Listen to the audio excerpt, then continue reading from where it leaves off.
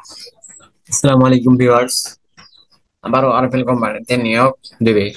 আমি কেন বলছি এটা? তারা প্রতি বছরে 2 থেকে 3 বার করে নিয়োগ দেওয়া হয়। আরএফএল সেলস এর নিয়োগ বিজ্ঞপ্তি এটা এসআর।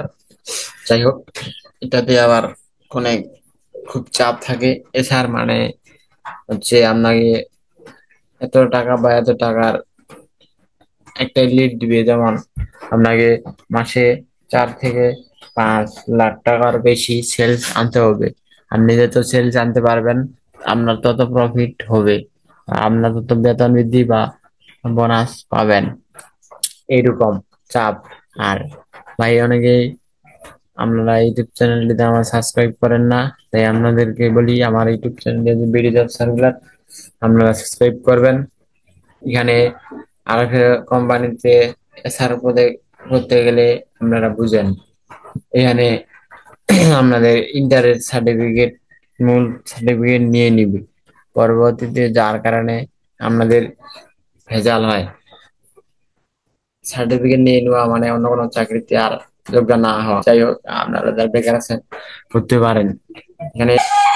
আরএফএল গ্রুপ দেশের সর্ববৃহৎ plastic, stationery, metal, furniture, electronics, mobile, melamine, PVC, light, engineering পণ্য উৎপাদনকারী প্রতিষ্ঠান।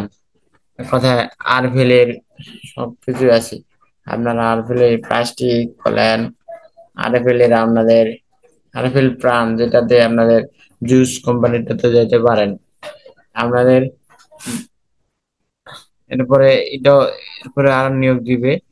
তবে আপনারা কি করেন, আবেদনের জন্য স্ক্যান করুন। এটা না করলে আমাদের নিবে না, শুধু জয় লাভ নেই খামাখা।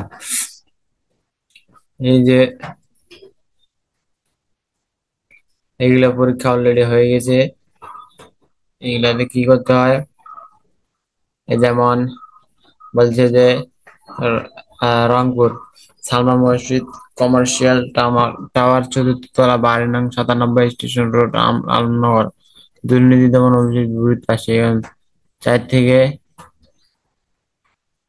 24 জুন। আর দিনাজপুর 6 মাথার মোড়, 10 থেকে 30 জুন নিয়োগ করা হয়েছিল। এগুলা ছিল পরীক্ষার সময়, টানোর সময়সূচি। ওই দিনই পরীক্ষা হবে, ওই দিনই আপনাদের নিয়োগ দিবে। তারপরে এই নিয়োগটি আহ ডিসেম্বরের আগে দিতে পারে, অথবা আগস্টের পরে দিতে পারে।